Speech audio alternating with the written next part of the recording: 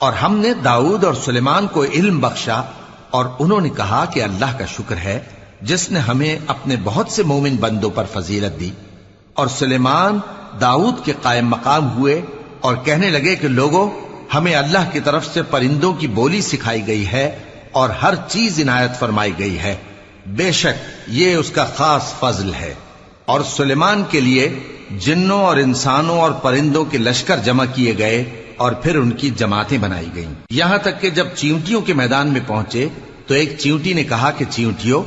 अपने अपने बिलों में दाखिल हो जाओ, ऐसा ना हो कि सुलेमान और उसके लश्कर तुमको कुचल डालें और उनको खबर भी ना हो।